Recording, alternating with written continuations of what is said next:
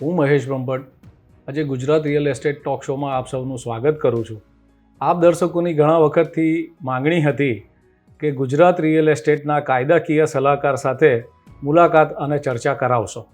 આજે આપણી સાથે ગુજરાતના અગ્રગણ્ય એડવોકેટ અને લીગલ કન્સલ્ટન્ટ સલાહકાર કે જેઓ છેલ્લા 38 વર્ષથી એડવોકેટ તરીકે પ્રેક્ટિસ કરે છે અને પ્રસિદ્ધ વર્તમાનપત્રોમાં લેખ લખે છે. જમીન મિલકતને લગતા અનેક પ્રચલિત પુસ્તકોના લેખક તથા સંકલનકર્તા છે. સ્વાગત છે શ્રી નજમુદ્દીન મેઘાણી સાહેબ, advocate.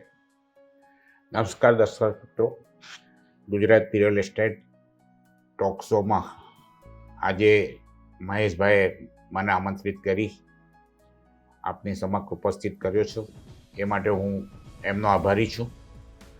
Gujarat real estate talk શોની પ્રવૃત્તિથી આપ સૌ પરિચિત છો. સામાન્ય પ્રજાજનોને રિયલ એસ્ટેટની બાબતની જ્ઞાનની માહિતી અને કાયદાકીય અને વાસ્તવિક પરિસ્થિતિ અંગે પરિચય આપવા માટે મહેશભાઈના પ્રયત્નો સરાહનીય છે ને આપ સૌ દર્શક મિત્રોને એ ખૂબ જ ઉપયોગી નીવડતા હશે એવું હું આશા રાખું છું. આજે આપણે દર્શક મિત્રો મહેશભાઈના ખાસ પ્રયત્નો છે કે સામાન્ય જનસમાજમાં જે પ્રશ્નો અંગે કાયમ થોડાક મૂંઝવણો હોય છે અને એ મૂંઝવણો દૂર કરવા માટેના એમના પ્રયાસોમાં હું આજે સહભાગી થાઉં છું.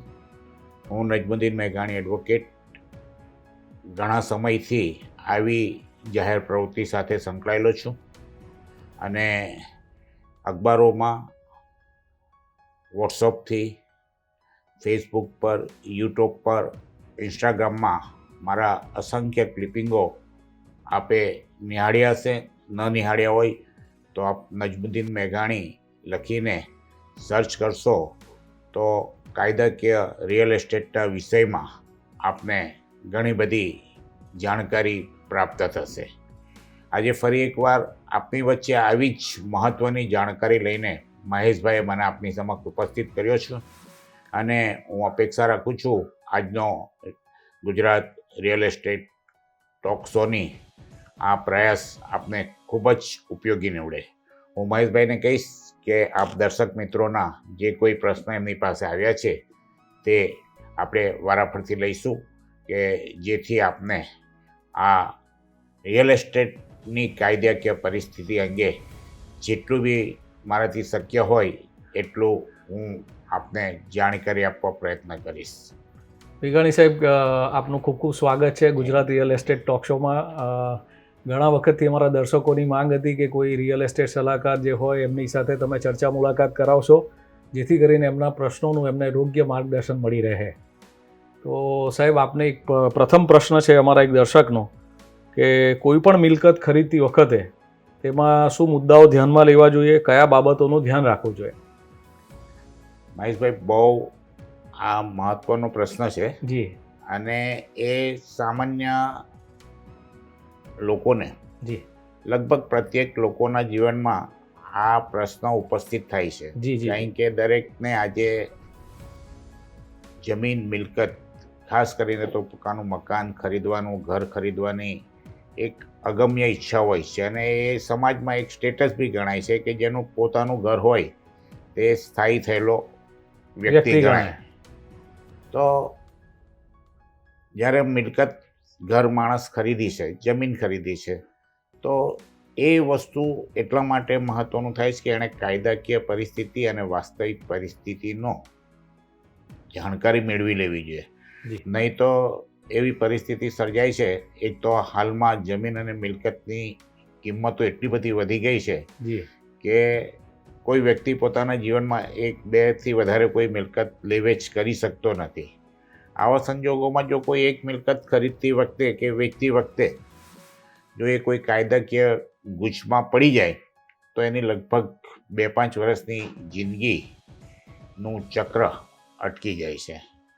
તો જમીન મિલકત ખરીદતી વખતે જે ધ્યાનમાં રાખવાના મુદ્દા છે તેને હું બહુ વિસ્તૃત રીતે નહીં કહીશ, કારણ કે આપણી સમય મર્યાદાને ધ્યાનમાં રાખીને, જી પણ એની એક એવો એબ્સ્ટ્રેક્ટ એનો અર્ક આપવાની કોશિશ કરી, એસેન્સ, કે જેનાથી ખ્યાલ આવી જાય દર્શકોને કે આ મહત્ત્વના મુદ્દા છે.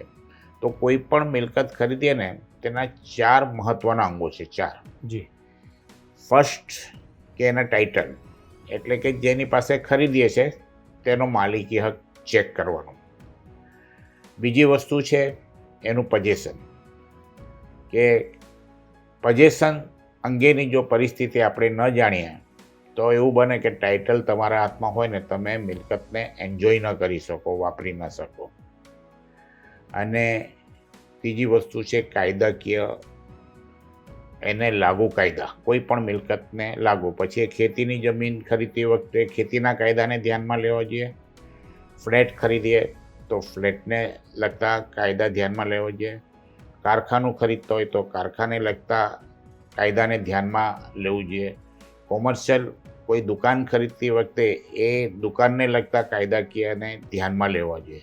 જો કાયદાકીય પરિસ્થિતિને ધ્યાનમાં લીધા વગર કોઈ મિલકત ખરીદી લે તો કદાચ એવું બને કે ભવિષ્યમાં કાયદાના ખૂબ પ્રશ્નો સંકળાઈ જાય, અને એના કારણે એવું બને કે જે મિલકત જે હેતુ માટે વ્યક્તિ ખરીદે છે તે હેતુ એનો પુરવાર ન થાય.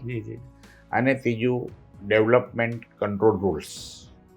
એ જ્યારે પણ કોઈ જમીન ખરીદે ત્યારે એના ડેવલપમેન્ટ કંટ્રોલ્સ રૂલ્સને બી જાણવાની ખૂબ જરૂર છે. તો આપણે આ 4 મહત્ત્વના મુદ્દા છે. એ સિવાય ઘણા મહત્ત્વના સંકળાયેલા મુદ્દા છે, પણ સામાન્ય પ્રજાને જે મહત્ત્વની વસ્તુ છે તે આ 4 છે. અને એ 4 જો તમે વ્યવસ્થિત સમજી લો તો બાકીના મુદ્દાઓ ઓટોમેટિક એની સાથે એક કે બીજી રીતે સંકળાઈ જાય છે. બરાબર. તો પહેલો મુદ્દો આપણે ટાઇટલનો લઈએ કે માલિકી હકનો. તો કોઈ પણ મિલકત જેની પાસે ખરીદો છે તો કાયદાનો સિદ્ધાંત એ છે કે કોઈ પણ વ્યક્તિ મિલકત વેચે છે તો એ જે રીતે માલિકી હક વેચે છે તે રીતે એ ટ્રાન્સફર કરી શકે. એનાથી ન તો વધારે એ આપી શકે. એટલે કોઈ એક ભાડૂત હોય અને એ મિલકત વેચતો હોય તો એના હક ભાડૂત તરીકે ના જ હોય. એ માલિક તરીકે મિલકત વેચી ન શકે, પણ એ વર્ષોથી 20-25 વર્ષથી ત્યાં હોય.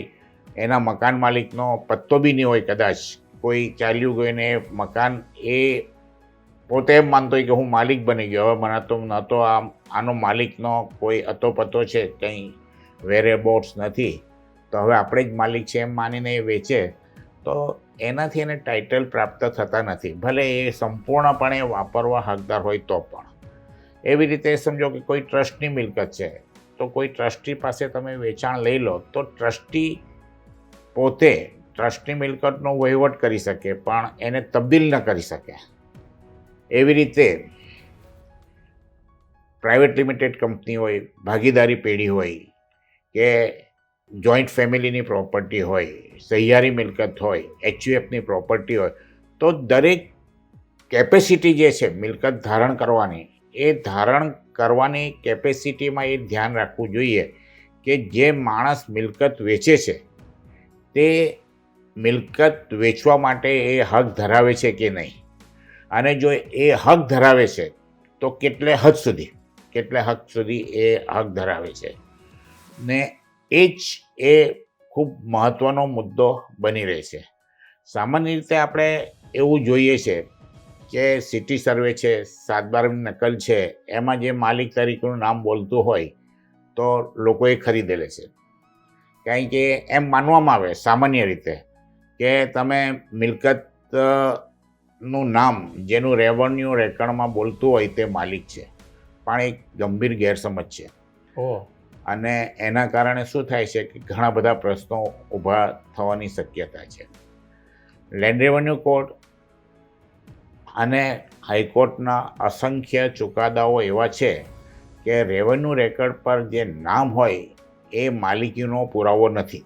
પહેલાં તો એ સમજી લેવું જોઈએ કે કોર્ટ અને કાયદો બધો એમ કહે છે કે રેવન્યુ રેકર્ડ એ માલિકીનો પુરાવો નથી, પણ પ્રથમ દ્રષ્ટિએ સર્ચ કરવા માટેનું એક પગથિયું મળે છે કે તમે એનાથી આગળ જઈ શકો. તો જે લોકો ફક્ત સિટી સર્વેની નકલ કે સાતબારની નકલ જોઈને આ મિલકત ખરીદી લે છે તે ભવિષ્યમાં સમસ્યા ઊભી થઈ શકે છે.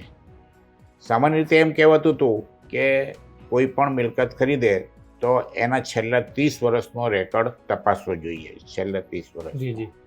અને એ 30 વર્ષના ટાઇટલ જુઓ તમે, અને એ ટાઇટલ જોતાં જોતાં તમે આવો અને પ્રોપર્ટી કાર્ડમાં જેનું નામ હોય એ નામ બરાબર કાયદેસર રીતે સિક્વન્સમાં આવતું હોય તો એ માલિક તરીકે તમે એને માન્ય કરી શકો. પણ વચ્ચે જ્યારે તમે ચેક કરતાં કરતાં આવો અને એમાં ચેન તૂટતી હોય, લિંક મળતી ન હોય, તો તમારા ટાઇટલમાં પ્રોબ્લેમ થવાનો પ્રશ્ન છે. હવે આ અત્યાર સુધીની એક પ્રેક્ટિસ હતી કે ભાઈ છેલ્લા 30 વર્ષનું જોવું, પણ હવે પ્રશ્ન એવો આવી ગયો છે કે 1948થી તમારે આ રેકોર્ડ તપાસવો જોઈએ. કારણ કે હાલમાં જે રીતે વહીવટતંત્ર, ખાસ કરીને રેવન્યુ વહીવટતંત્ર જે છે, તો એને કરાવતી વખતે કે એન્ટ્રી પાડતી વખતે છેલ્લા 1948થી આજ દિન સુધીના એ રેકોર્ડ જોવે છે. આને કારણે શું થાય છે કે સમજો કે તમે છેલ્લી પ્રોપર્ટી લઈ લીધી, પણ જો એના 1948થી તમે આજ દિન સુધી જ્યારે રેકોર્ડનો સિક્વન્સ જોતા જાઓ અને વચ્ચે એ બ્રેક થતું હોય અથવા તો એનો કોઈ ટાઇટલનો પ્રશ્ન ઊભો થતો હોય તો એ તમને પણ નડી શકે. એક સિમ્પલ દાખલો આપું કે સામાન્ય રીતે પહેલાં શું થતું હતું કે આપણા સમાજમાં, પર્ટિક્યુલરલી હિન્દુ સમાજમાં જી.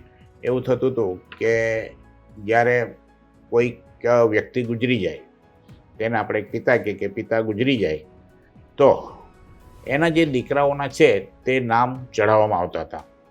અને દીકરીઓ પરણી ગઈ હોય એટલે એમ માને કે આપણી દીકરી પરણી ગઈ છે, એ બીજા કુટુંબમાં ગઈ છે, એની પાછળ બીજાની અટક પણ લાગી ગઈ છે, એટલે એ પિતાની મિલકતમાં હકદાર રહેતા નથી. અને એમ માનવામાં પણ આવે છે કે જ્યારે એ દીકરીના લગ્ન થાય છે ત્યારે એને કરિયાવર આપે છે, બક્ષિસ આપે છે, બધી દહેજ આપે છે, તો એના એ પિતા પાસેનો જે માંગવાનો હક હતો તેને અવેજમાં એ અપાય છે, અવેજમાં આપી જાય છે. પરંતુ કાયદો એમ કહે છે કે લગ્ન વખતે જે કોઈ વસ્તુ ભેટ આપી હોય એ એના મિલકતમાં રહેલા હકનો અવેજ નથી. એ એક ઇન્ડિપેન્ડન્ટ વસ્તુ છે, તમે આપો ન આપો એની સાથે મિલકતને કોઈ લાગભાગ લાગુ પડતું નથી. જી જી. હવે તમે આ સિક્વન્સ જોતા જઈને આવી પરિસ્થિતિ જુઓ કે કોઈ પિતા ગુજરી ગયો છે અને એને જે વારસાઈ કરાવી છે એમાં ફક્ત દીકરાના નામ છે, દીકરીઓના નામ નથી, તો એવી પરિસ્થિતિ આવે કે એ મિલકત વેચાઈ જાય પછી એ દીકરીઓ કદાચ ઊભી થાય કે ભાઈ આ મિલકતમાં મારો હક અધિકાર રહેલો છે, તો એના ટાઇટલના પ્રશ્ન ઊભા થવાના, માલિક હકના પ્રશ્ન ઊભા થવામાં અને કોર્ટના દાવાદોઈના પ્રકરણમાં સંડોવાનું કારણ બની શકે છે. ઓકે. અને ઘણા પ્રશ્નો પછી કાયદાકીય બી ઉપસ્થિત થાય છે કે ભાઈ આ તો 1975નું, 1980નું, 85નું આટલા વર્ષ થઈ ગયા, હવે દીકરીને કેવી રીતે હક મળે? 2005ના કાયદા એમ કે 2005 પહેલાં જો બાપ ગુજરી ગયા હોય તો દીકરીને લાગે ન લાગે, એ બધા કાયદાના પ્રશ્નો ઊભા થાય. જી જી. પણ એ પ્રશ્નમાં કોણ જીતશે એ મહત્ત્વનું નથી. પ્રશ્નમાં કોણ સાચું છે, કોણ ખોટું છે તે મહત્ત્વનું નથી રહેતું. જી જી. પણ ખરીદનારની મિલકત એક કાનૂની પ્રકરણમાં, લિટિગેશનમાં સંડોવાઈ જાય છે અને જો ખુલ્લી જમીન લઈને પછી એણે પોતાનો બંગલો બાંધવાનો હોય અથવા કોઈ પ્રોજેક્ટ મૂકવાનો હોય તો એ લિટિગેટેડ પ્રોપર્ટી થઈ જાય, તો પછી એને બાંધવામાં કદાચ પ્લાન પાસ ન થાય, એને ન થાય અને વેચવા જાઓ તો કોઈ લઈ નહીં, ટાઇટલ ક્લિયર પ્રોપર્ટી નથી એમ. અને જો ભૂલે ચૂકે કોર્ટમાં કોઈક પરિસ્થિતિ એવી રીતે સર્જાય કે એને મનાઈ હુકમ મળી જાય તો પછી વ્યક્તિ એ જગ્યાને વાપરી પણ ન શકે. જી જી જી. એના કારણે એવી પરિસ્થિતિ થઈ છે કે આપ મહેશભાઈ બહુ સારી રીતે જાણો છો, આપણા દેશની એક જે ન્યાય પ્રક્રિયા છે ને તે આજ દિન સુધીની વિશ્વસનીય ન્યાય પ્રક્રિયા છે. આજે લોકોને કોઈ વિશ્વાસ રહ્યો હોય તો એ લોકોને વહીવટતંત્ર, પોલીસ તંત્ર, રેવન્યુ તંત્ર એ બધાના માટે કંઈક ને કંઈક થોડી ઘણી શંકાઓ રહી હોય છે. પણ ન્યાયની અદાલતો માટે હજુ પણ મ્રાનની દ્રષ્ટિથી જોઈએ છે કે આપણને અહીંયા ન્યાય મળી રહેશે.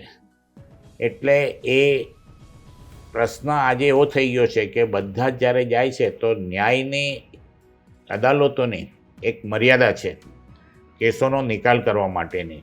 એટલે કેસોનો ખૂબ ભરાવો થઈ જાય એટલે નિકાલ ન થાય.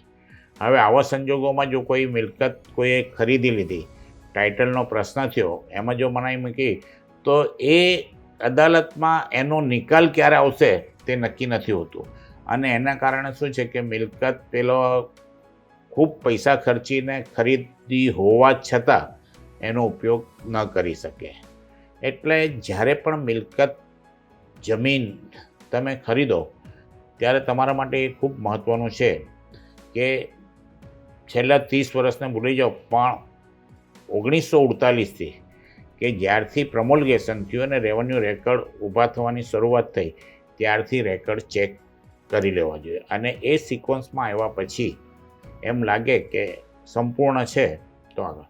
જો એવું પણ બની શકે કે કેટલીક વસ્તુ હિડન હોય છે કે જે સપાટી પર દેખાય નહીં. દાખલા તરીકે કોઈ એક જમીનની આપણે સંપૂર્ણ ચકાસણી કરી લીધી અને એમાં આપણને એમ લાગે કે આના ટાઇટલ સંપૂર્ણ સાચા છે, પણ જો એ જમીન માલિકે કોઈને સાટાકટ કરી આપ્યો અથવા તો એ જમીન માલિકે પોતે કોઈ પોતાના સંબંધી મિત્ર એ લોન લીધો એમાં જામીન તરીકે સહી કરી દીધી હોય ને આવા સંજોગોમાં એ રેવન્યુ રેકર્ડ પર એ વસ્તુ દેખાતી નથી, કારણ કે એની એન્ટ્રી પડતી નથી એટલે દેખાતી નથી. પણ એવું જ્યારે બને ત્યારે પણ પ્રશ્ન ઊભા થાય છે. તો એના માટે એક સીધો રસ્તો છે કે જ્યારે આપણે મિલકત કે જમીન ખરીદીએ ત્યારે જાહેર નોટિસ વેચાણ અંગેની આપીએ અથવા ટાઇટલ અંગેની કે ભાઈ મારે આ મિલકત ખરીદવાનો ઈરાદો છે, તો એમાં કોઈને પણ વાંધો હોય તો એ જણાવે ને એ રીતે પોતે પોતાના ટાઇટલોની સ્પષ્ટતા મેળવી શકે.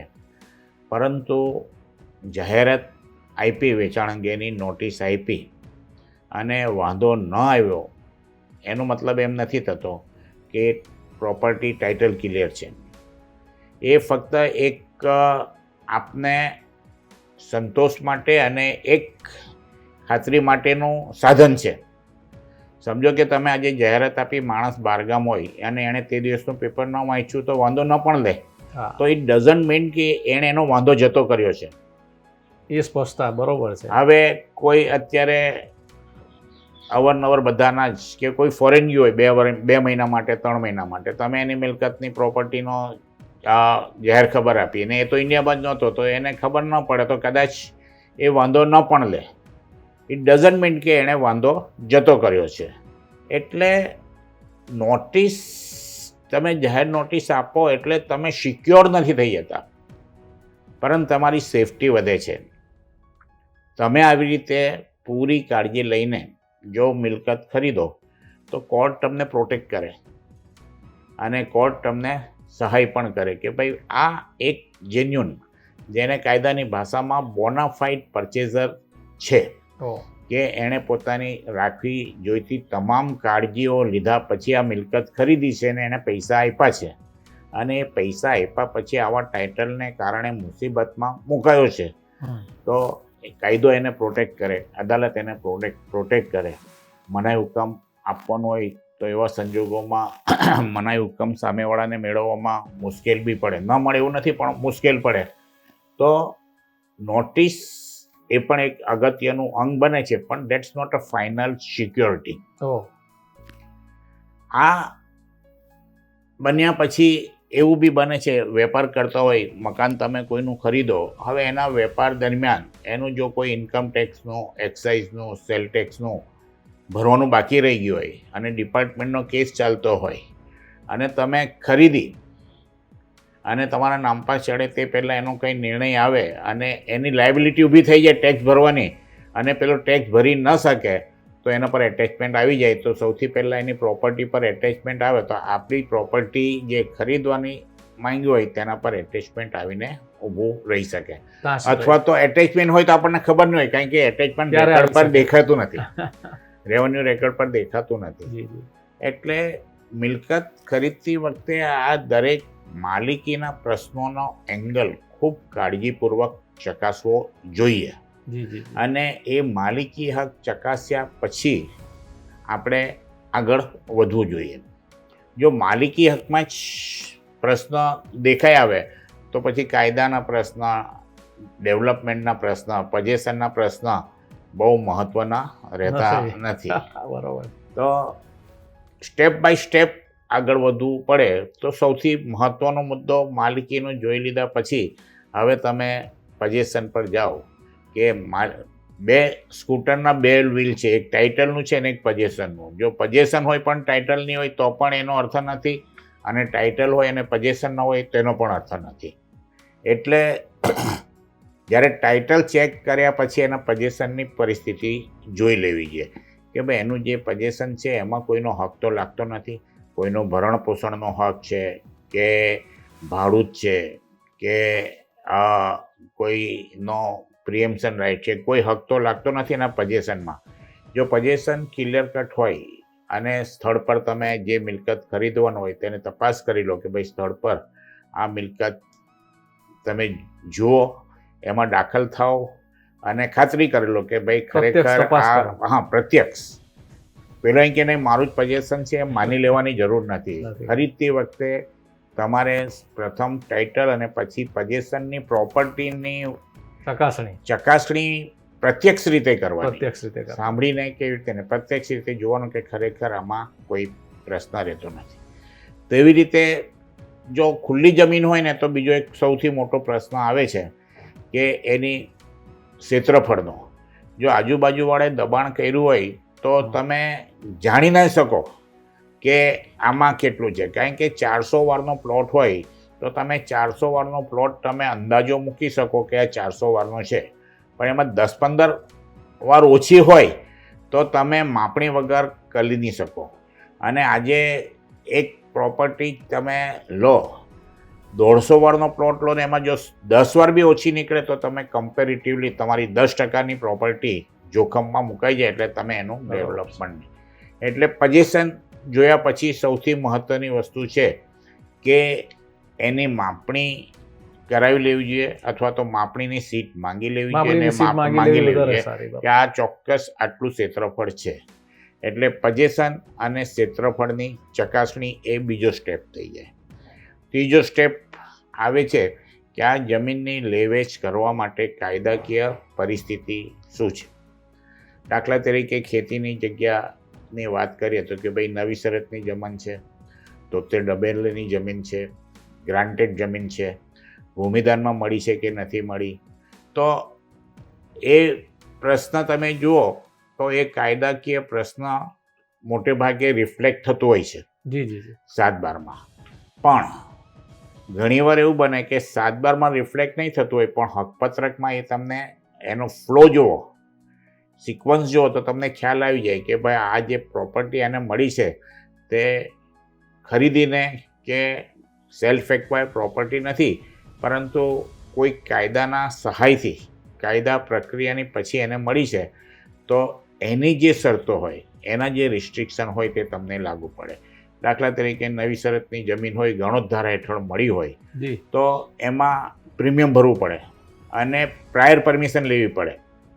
પૂર્વ પરવાનગી વગર જો તમે દસ્તાવેજ કરી લો તો એના પર પ્રોસિડિંગ થવાના ચાન્સીસ રહે અને એ મિલકતના પ્રોસિડિંગ થયાના અંતે જો તમને શરત ભંગ કર્યો હોય તો શરત ભંગ દેખાઈ આવે વહીવટ અધિકારને તો એ પ્રોપર્ટી તમારી ખાલસા થઈ જાય, સરકારશ્રી થઈ જાય. એમાં લેનાર વેચનાર બેઉને નુકસાન થાય. જી લેનારને પ્રોપર્ટી મળે નહીં અને વેચનારની પ્રોપર્ટી વગર પૈસા હાથમાંથી જતી રહે. એ રીતે દરેક પ્રોપર્ટી સાથેનો તમે ફ્લેટ ખરીદો, દુકાન ખરીદો, તો એ જોવું પડે કે ભાઈ આ જે વેચે છે એણે જે બાંધકામ કર્યું છે તે ખરેખર મંજૂર થયેલા પ્લાન પ્રમાણે છે કે એમનામ જ ઠોકી માર્યું છે. સામાન્ય રીતે પ્લાન જુદો મંજૂર થયેલો એને બાંધકામ સાઇટ પર જુદું થયું હોય તો ભવિષ્યમાં એમાં ઘણા બધા પ્રશ્નો ઉપસ્થિત થવાના કારણ છે.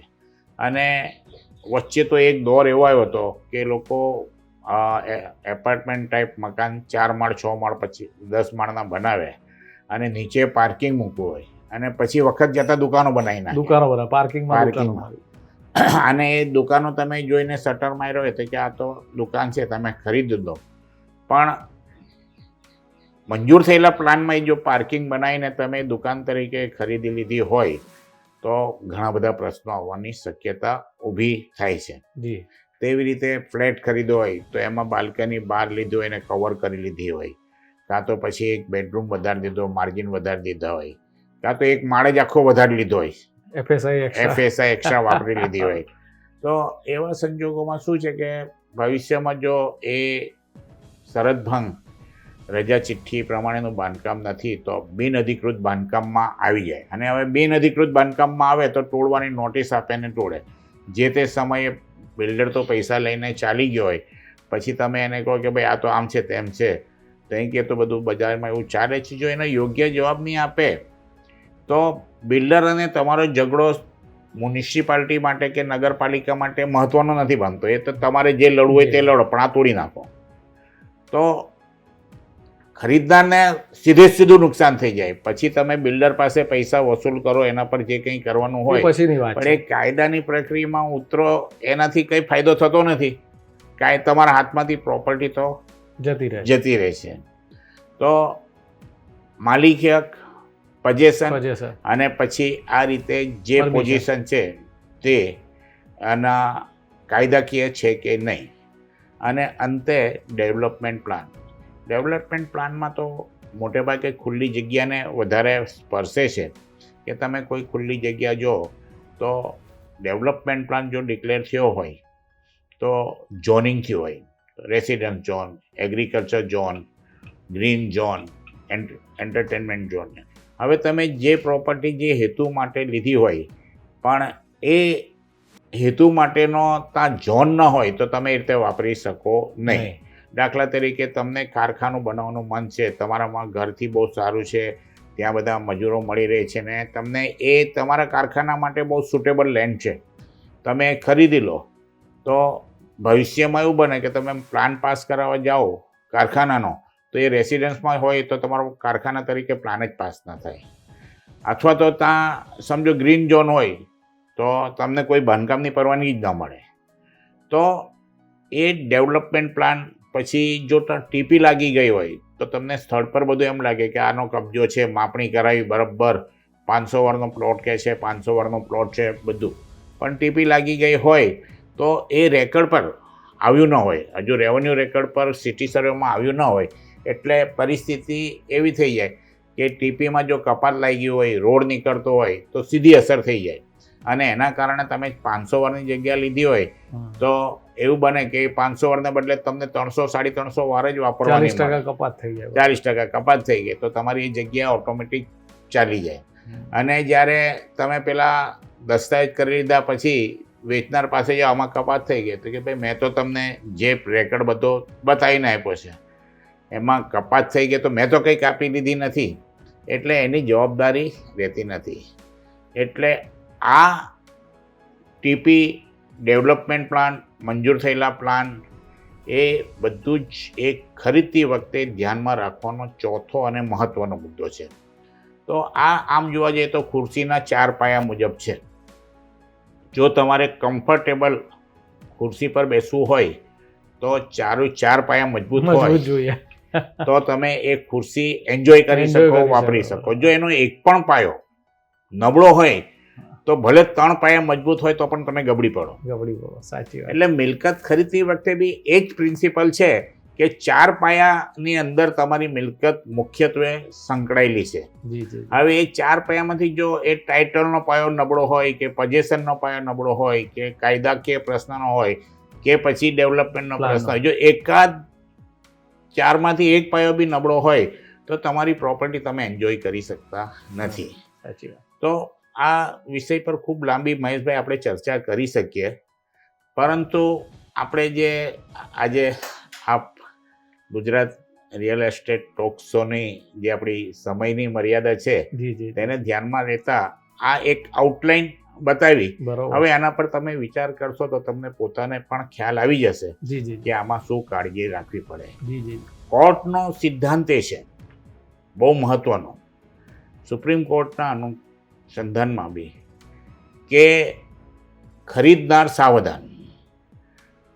એટલે કોર્ટે કાયદાએ એ સિદ્ધાંત છે અને ટ્રાન્સફર ઓફ પ્રોપર્ટીઝ એક્ટમાં પણ ખરીદનારની શું જવાબદારી એનું જે વિશ્લેષણ છે તેમાં પણ એ જ આવ્યું છે કે મિલકત ખરીદવી વખતે એની ચકાસણી કરવાની જવાબદારી ખરીદનારની છે.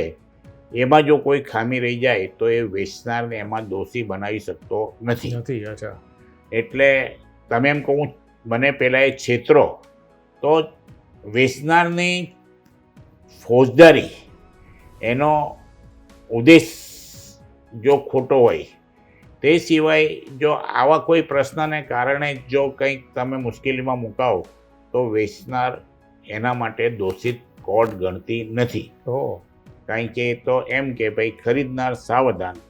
ખરીદનારે મિલકત ખરીદતી વખતે એણે ન તો માત્ર ટાઇટલ પણ દરેક વસ્તુની કાળજી લેવાની જવાબદારી ખરીદનારની છે. જો એ એમાં ચૂકે તો એનો જે કંઈ પરિણામ આવે તેના માટે ખરીદનાર જવાબદારી નહીં કે વેચનાર. એટલે ખરીદનારની જવાબદારી કાયદાએ અને ન્યાય અદાલતોએ ખરીદનાર પર નાખી છે. તો દર્શક મિત્રો, આ પ્રશ્નના જવાબમાં મેઘાણી સાહેબે જે જણાવ્યું એ પ્રમાણે ખરીદનાર સાવધાન. આપે ખૂબ ચકાસીને રિયલ એસ્ટેટ કે મિલકત આપે ખરીદવી જોઈએ. ખરીદનારે હંમેશા જે સાહેબે જણાવ્યું એ ચારેય ખુરશીના પાયા ચકાસીને પ્રોપર્ટી ખરીદવી જોઈએ.